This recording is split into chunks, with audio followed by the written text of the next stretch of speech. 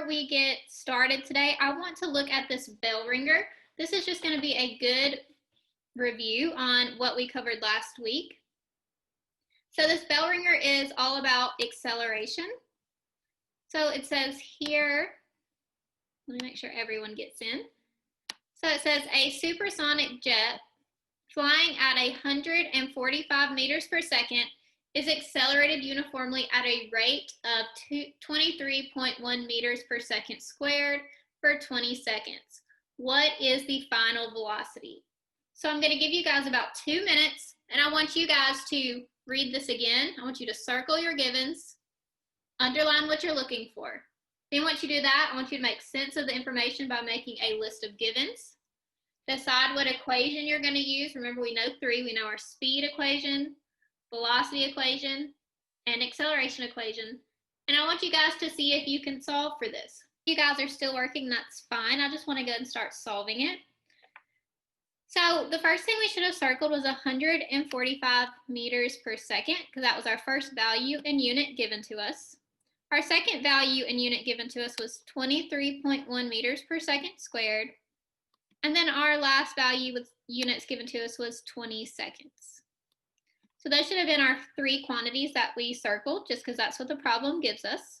And then we're just going to underline final velocity, because that's what we're looking for. So this is just helping us make sense of the information that we have and things that we don't need. So now if we were to make our list of givens, we first need to identify what that 145 meters per second means. So anytime you guys see meters per second or meters over second, I want you guys to think a type of speed or velocity. Here, since we know we are looking for a type of velocity, we're going to say this is our initial velocity because it says we are flying at this rate. So that means we're going to be starting out at that rate. Our next quantity says it was accelerated uniformly. So we have acceleration in the problem, but also when we see meters per second squared, we should know that that's going to be the units that we measure any type of acceleration in. So our 23.1 is going to be acceleration. And then our last one, 20 seconds, we know there's only one thing we measure in seconds, which would be time. And then, of course, we're looking for final velocity, or we're looking for VF. So then we can say, now that we have our list of givens, let's do a quick unit check. We can see everything's in meters, meters, or seconds. Second. So everything lines up. So we're not going to have to convert. But let's think about what equation we know that uses all four of these quantities. So remember, we know that speed is distance over time.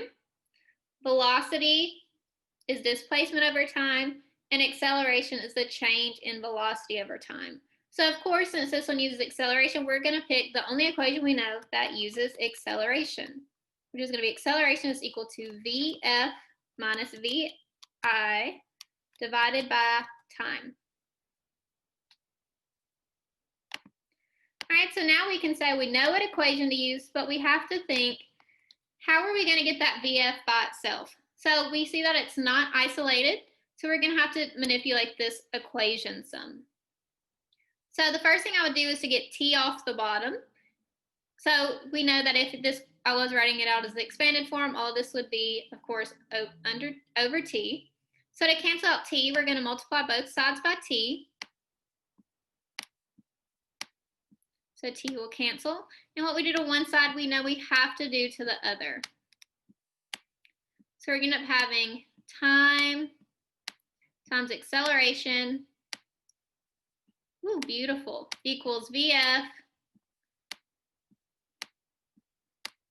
Excuse my beautiful drawing. Minus VI. And then the last thing we need to do to get VF by itself, since we see that VI is being subtracted, we have to do the opposite to move it to the other side. So we're just going to add VI to both sides. What you do to one side, you have to do to the other. And so you guys can quit looking at my beautiful drawing. I'll just type out the final equation. So we're going to have time times acceleration plus VI equals VF. So this will be our final form of our equation. So now we can say VF's by itself, so we're ready to plug in.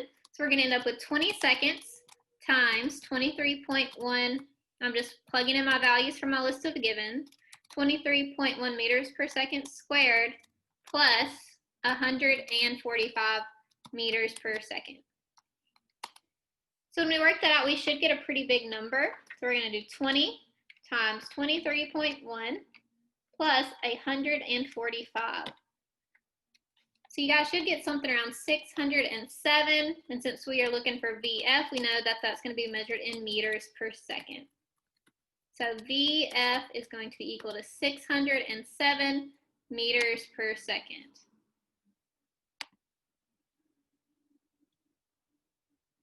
We're going to talk about graphing. So we're going to talk about something you already know that you do in your math classes, but we're going to add some meaning to graphing here in physics.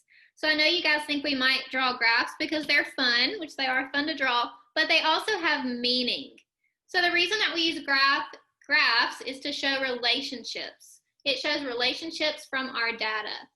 So graphs are going to give us that visual representation to organize our data. So the reason we make graphs are all to give us a visual of a relationship. So it's a visual way to see the relationships between our data. So if we were doing a lab, we would see that we would collect all these numbers, all this data as seen here to the right in this data table. But to kind of make sense of the relationship between the mass we were measuring and the volume we were measuring, we would put it on a graph. This graph is going to let us know, based on the slope and the curve of the line, what kind of relationship they both have. So here we could see that as mass increases, so does volume. So graphs give us a visual way to represent relationships. So instead of having to just look and compare numbers, we have a visual way now to see that relationship.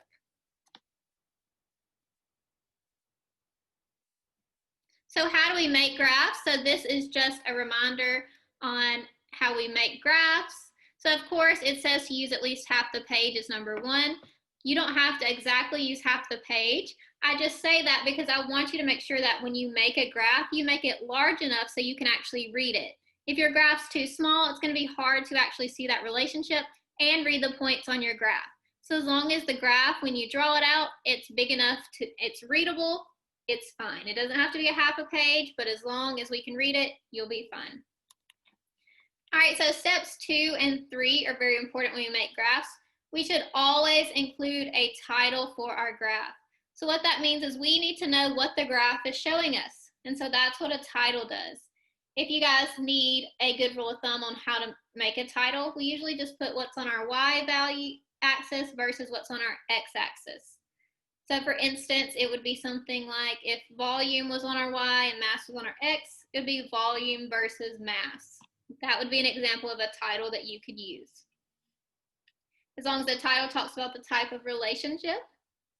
Number 3, label the axis. So that means you're labeling what's on your X and what's on your Y axis. This is such an important step because if you make a graph and you don't label your axis, it's going to be hard to know what type of relationship the graph is even showing. So we need to make sure that we are labeling our axes and we're also including a title because it's going to give us a visual representation, but we have to know what that visual is showing, what's it measured in.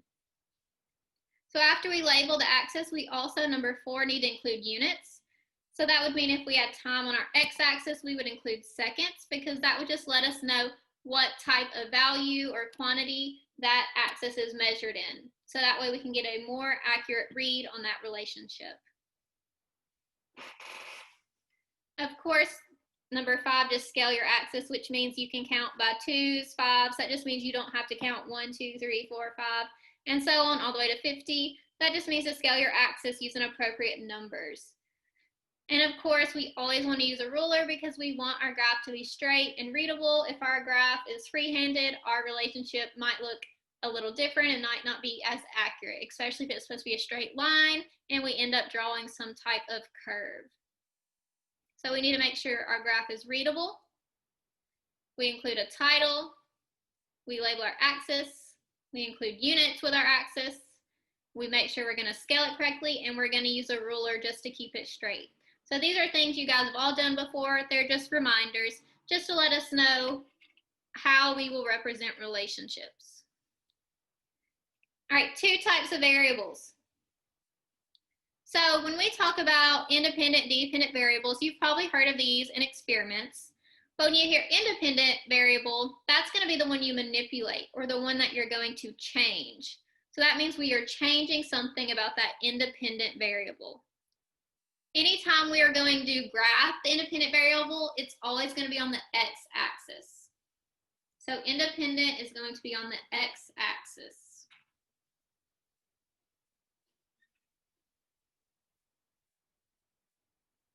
But here in physics, we're always going to graph time on the x-axis no matter what. We always put time on the x-axis because that's the one that we can change.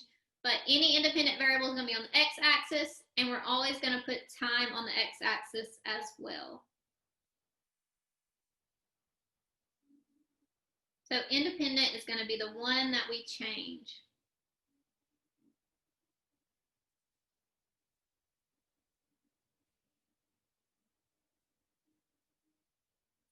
And then we have a dependent variable, which is going to be the outcome or the result of something. So this dependent variable is going to depend on the independent variable. So our dependent variable changes based on how we manipulate our independent variable. So this one is just the outcome of the changes. And we're going to graph this one on our vertical or y-axis. So when you hear vertical, that means up or down. And when you hear horizontal, that means left to right. So independent on the x, dependent on the y.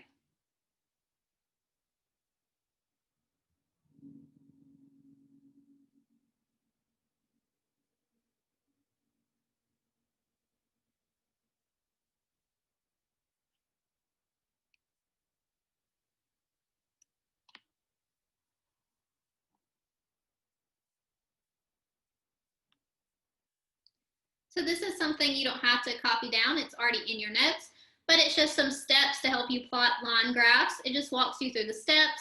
First, it would tell you to start with either the independent or dependent variable.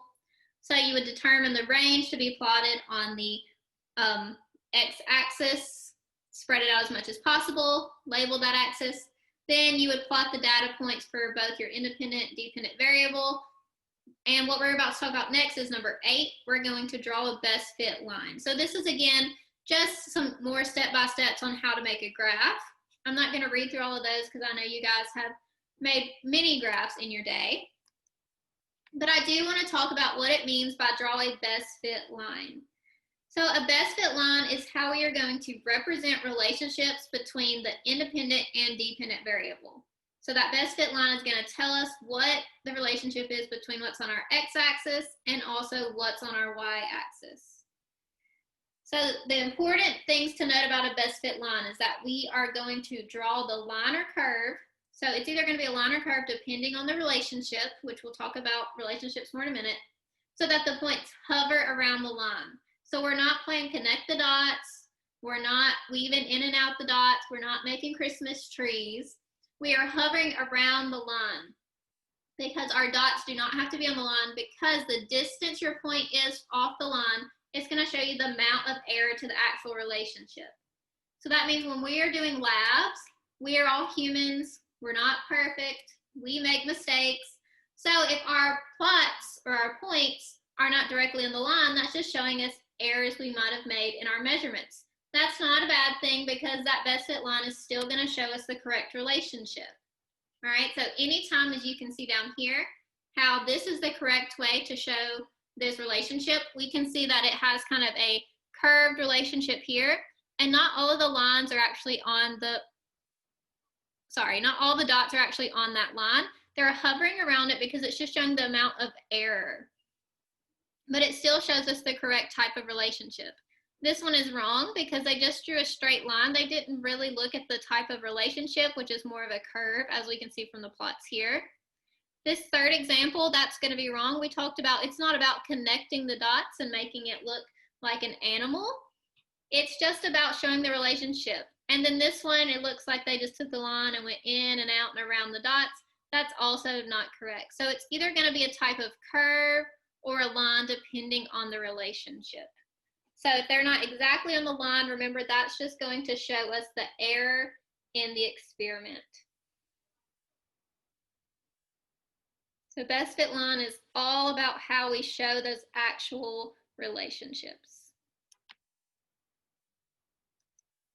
All right, we're going to talk about 3 types of relationships on graphs that we're going to talk about in physics. The first one's a direct relationship, and you guys have seen this a million times. But when we say direct relationship, that means we're going to have a linear line or just a straight line. So if you're looking at the graph here to the right, you'll see we just have that straight linear line. And so we know a direct relationship means as one goes up, the other goes up. As one goes down, the other goes down as well. So that direct relationship just means they have a direct correlation on each other. I know you guys have seen this equation before, but anytime you see a graph that looks like this with a straight line, the equation of that line is going to be y equals mx plus b. So just y equals mx plus b. We're going to see here that our y is just going to be what we plot on our y-axis. So our y in this equation is what we're plotting on our y-axis or our dependent variable. Our m is going to be our slope. So that would be just the slope of this line. So if we were to calculate the slope, our x is going to be whatever we plot on our x-axis or our independent variable. And our b is going to be our y-intercept.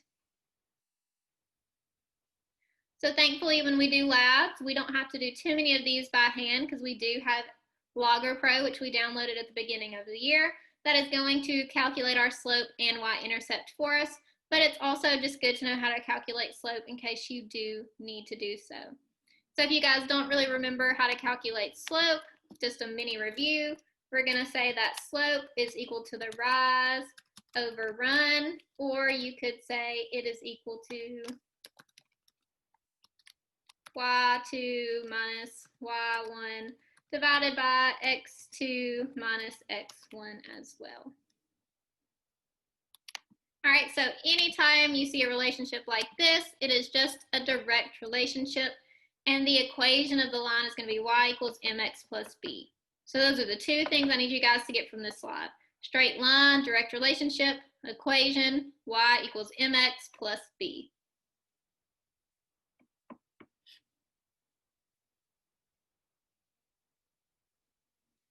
All right, the second type of relationship we're going to talk about is going to be a quadratic relationship. So if you look to the graph to the right again, it's going to show you an example of what this type of relationship would look like. So you notice this one isn't a straight line, it's more of a curve on this graph. So it's a quadratic relationship, which is going to be exponential, which means it is increasing. And it's more of a parabola, which means it has that curved shape. So I need you guys to know if you see a graph that has this kind of curve or shape, we're going to consider a quadratic relationship. It has a different type of equation here because it's a different type of relationship, which is just going to be y equals kx squared. So y equals kx squared. So this is easy to remember because our y is going to stand for whatever is plotted on our y-axis.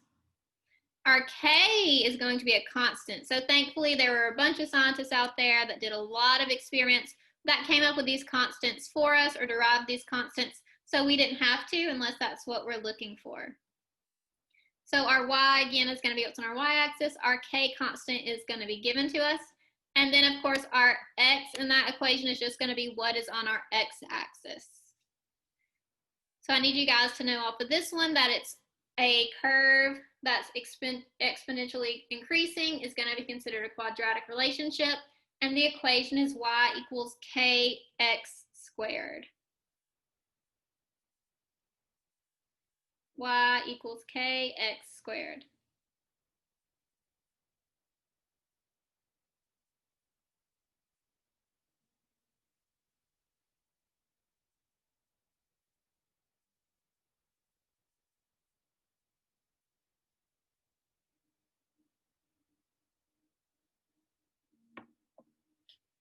All right, so we've talked about direct, which is going to be a straight line, and quadratic, which is going to be exponential. So there's one more type we're going to talk about, and that's going to be an inverse relationship. So when you see a graph like this, that means it's an inverse, which means they're inversely proportional to each other. And this is going to be, it looks like the opposite of a quadratic. So instead of increasing this way, now we're going to start high and decrease. So if you see a graph that looks like this, we're going to know it's an inverse. So our equation is going to be y equals kx squared. So it still has a similar equation. However, now we are dividing by x instead of squaring x. Again, that y just stands for what's on our y-axis. That k is going to be a constant, which would be given to us, and that x is going to be what's plotted on our x-axis, or our independent variable. So the things I need you guys to take away from these three relationships are recognizing what that type of curve is, whether it's a direct relationship, quadratic, or inverse, and the equations. I'm not going to make you memorize the equations, even though I know you guys already have y equals mx plus b memorized. But I do want you guys to just kind of recognize what each shape of the graph means in terms of relationship.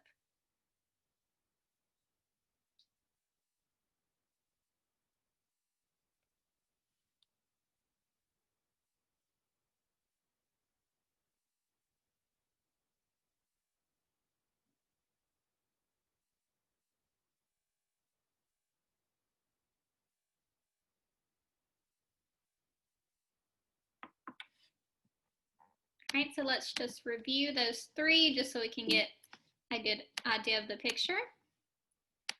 If it will let me go backwards. All right, there we go. So direct, remember, is going to be that straight line. Quadratic is going to be exponential, more of like a parabola. And then our inverse is going to be the opposite, and it's going to be a hyperbola here. We can see it curving downward.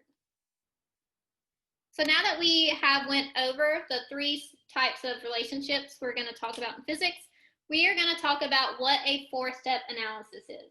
So I mentioned that when I come back next week, we're going to start doing some labs. So we have to use this four-step analysis when we do labs because it's going to let us know what type of relationship our graph shows. So you're like, we know it's either direct or indirect, but it's also going to tell us what kind of relationship it shows in physics. So the first step of the four-step analysis, it's only 4 steps, it's in the name, is we'll write the formula for the line. So what that means is you would just identify if it was direct, quadratic, or inverse, and you'd write the equation for that relationship. So for example, you would write y equals mx plus b. That's step 1. Step 1 is you're just identifying the equation for that line shape. So y equals mx plus b could be number 1. Number 2, we then take that y equals mx plus b equation, and we're going to replace y with what we've plotted on our y-axis. We're going to leave m alone. Then we'll replace x with what's on our x-axis, and then we'll leave that b alone. So we're only replacing our y and x variables in our equation y equals mx plus b, and we're going to replace those with what are actually plotted on those axes. Then step 3 is where you fill in anything else. So we would fill in our slope, or if we were using an equation with a constant, that's where we'd fill in our constant. And then step 4 is usually going to be the same as step 3, and it's also, you might need some help from me to get to step 4, but it's going to help us write out a familiar physics equation that is going to let us know what that slope means, what that relationship means. So we're going to do some labs that are going to show you guys where we get our physics equations from. I promise they're not just a bunch of random letters put together. So I know this was a lot, but we're going to put it into practice. All right, so here is an example of a volume versus time graph. Notice I have my volume versus time title at the top. It's important to include that title. And then I also have my axes labeled, and I have it scaled. It's big enough to read. So we have volume and we have time. So the first thing we need to do is we need to identify what type of relationship is this. Out of the 3 relationships we've talked about today, it has to be one of those relationships. So hopefully you guys see it's a straight line. So we're going to say it's a direct relationship. And we can say that we know a direct relationship uses the equation y equals mx x plus b. So we do need to know the slope, but I'm not going to make you guys solve for slope just for sake of time. So let me give you guys the slope for this equation. There we go. So you can see slope is rise over run. I just picked 2 points here on the graph and I solved. But we can get some more practice with that at a later date. But right now we want to focus on doing our 4-step analysis to make sense of this graph. Whoops. Let me go back to my drawing or my texting. So we could see that here would be our first step. Remember we said step 1 was writing out the equation for the line. So we see that y equals mx plus b. So that will be step 1. So then we'll say step 2, we're going to replace our variables y and x. So we're going to plug in volume, because that's what we plotted on our y, so all we're doing is plugging that in, equals, we're not messing with our slope yet, time plus b. So all you do for step 2 is you just replace what's on your y and x axes into the equation. Then step 3 is when you replace all your other variables. So we're still going to leave our volume. We're going to plug in our slope. I'm going to run out of room, so excuse me. 0.0643 times time. Since I'm running out of time, I will show you guys, out of room, I'm sorry, I will show you guys. So you would end up having volume is equal to your slope times time. And that's also going to be the same as step 4. Step 3 and step 4 usually go hand in hand. They're just letting you know what kind of equation we get from the line. So for instance here, if we wanted to figure out the volume at a certain time, we could take the slope, multiply it by, say, 3 seconds, and we would get our volume. So this graph is letting us know that in 0.0643 centimeters cubed divided by seconds times time is going to let us know the volume. So this is the relationship between volume and time. All right, so this was just to show you how a direct relationship works and also to give you an idea of how the 4-step works. Let's look at this one. So if we look at the 3 relationships we talked about today, direct, quadratic, and inverse, this line shape should remind you of a quadratic relationship because we can see it's exponentially increasing. It's got that curved shape. So we know that for a quadratic relationship, we are going to first write out the equation for the line, which is going to be y equals kx squared. All right, so let me go ahead and give you guys that constant. So like I said, thankfully, there's been many experiments to give us a constant. There we go. All right, so now we can finish our 4-step equation. So our first step was to write the equation of the line. So we just looked at the shape of the line and found the equation that matched. Now we're going to just plug in our y and x values. So you say, what's on the y-axis? Speed. So we're going to type in speed. We're going to leave k alone because step 2 is only replacing x and y. And then we're going to say our x value is going to be radius. And remember that x is squared, so we'll say it's radius squared. So that's step 2. Step 1, you write the formula for the line. Step 2, you replace x and y. And then step 3, we're going to replace everything else. So we're going to have our speed is equal to, I'll just go ahead and let the computer write that out so I don't mess it up. So this is going to be step 3 and step 4 because it's going to let us know that if we wanted to find the speed of an object, we could use our constant and multiply it by the radius squared to find the speed. So this is going to be steps 3 and 4. Like I said, steps 3 and 4 usually go hand in hand, but it's just going to let us know what the relationship is between speed and radius. And we can see here that if we just multiply this constant square times our radius squared, we can figure out the speed. All right, we have one more. Thank you guys for hanging on with me. I know it's boring to just hear me talk, but we will get through this. All right, so last one. We can see that we have another graph here. We have height versus radius, but we have a different type of relationship. So this is going to be another relationship we talked about today. We're again going to perform our 4-step just so you guys get comfortable with all the equations.